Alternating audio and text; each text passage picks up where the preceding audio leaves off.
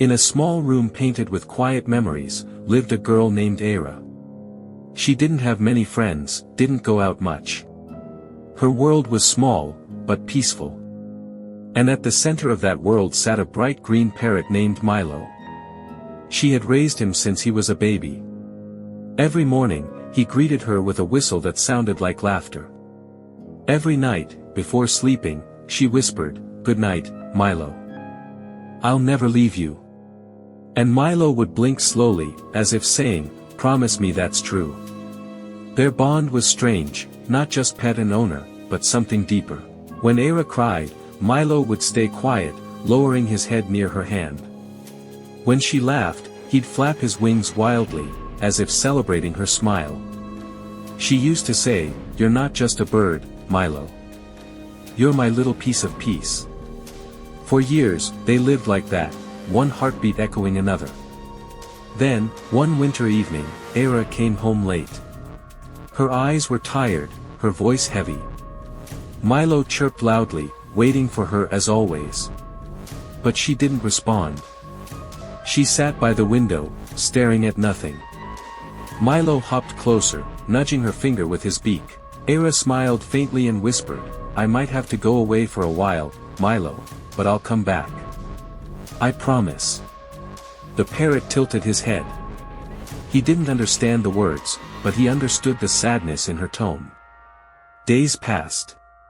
Era stopped singing. She stopped laughing. Sometimes she would sit near the cage, eyes lost, whispering things only she could hear. One night, she opened the cage door and let Milo sit on her shoulder. "I wish humans could be as loyal as you," she said softly. Milo rubbed his head against her cheek. Tears rolled down. She smiled, that kind of smile people wear when they're saying goodbye. The next morning, the sunlight was softer than usual. Milo chirped, waiting for Era. But she didn't come. Hours passed. The room was quiet, too quiet. Then, footsteps echoed. But it wasn't her. It was someone else, a neighbor, calling her name. They opened the door slowly, and found Era, lying peacefully beside the window. A letter in her hand. A small smile on her face. And beside her pillow, Milo, waiting. Still. He hadn't eaten. He hadn't moved. He was guarding her, like he always did. The letter was short, just 5 lines. "I'm tired, but not sad. I'm just going home. Milo, don't be scared. Wait for me like you always do. I'll come back, I promise. Love, Era." Milo stayed by her side till night. When they came to take her away, he flew once around her body, then sat quietly. As if trying to keep his promise too, to never leave. Days turned into weeks.